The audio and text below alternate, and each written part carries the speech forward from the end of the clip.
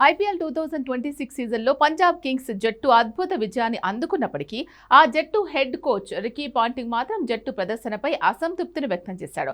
Match ముగిసిన అనంతరం Ricky Ponting media సమావేశంలో మాట్లాడుతూ జట్టు సాధించిన విజయాన్ని అభినందిస్తూనే స్టేడియంలో ఆటగాళ్లు చేసిన తప్పులను వేలెత్తి చూపించాడు. ముఖ్యంగా ఫీల్డింగ్ లోపాలను సరిదిద్దుకోవాల్సిన అవసరం ఎంతైనా ఉందని రికీ పాంటింగ్ స్పష్టం చేశాడు.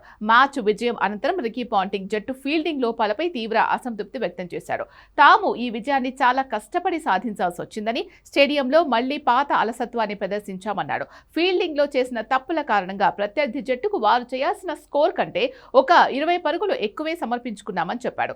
లీగ్ లో ముందుకు వెళ్లాలంటే ఇలాంటి చిన్న చిన్న పొరపాట్లను వెంటనే సరిదిద్దుకోవాలని రికీ పాంటింగ్ హెచ్చరించాడు. బౌలింగ్, ఫీల్డింగ్ లో తప్పులు దొర్లినా లక్ష్య ఛేదన మాత్రం చాలా అద్భుతంగా సాగిందని రికీ పాంటింగ్ కొనియాడాడు. ముఖ్యంగా జట్టు కెప్టెన్ శ్రేయస్ అయ్యర్ ఆడిన బాధ్యతాయుతమైన ఇన్నింగ్స్ ను రికీ పాంటింగ్ ప్రత్యేకంగా అభినందించాడు. అతను ఒక అద్భుతమైన వ్యక్తి మాత్రమే కాదని, ఎంతో పరిణితి చెందిన ఆటగాడు, నాయకుడని ప్రశంసలు కురిపించాడు. మైదానంలో తన భావోద్వేగాలను ఎప్పుడూ అదుపులో ఉంచుకుంటాడని కితాబిచ్చాడు. అతనితో కలిసి పనిచేయడం తనకు ఎంతో సంతోషాన్నిచ్చిందని కెప్టెన్ నాయకత్వ నైపుణ్యాలను రికీ పాంటింగ్ ఆకాశానికెత్తాడు.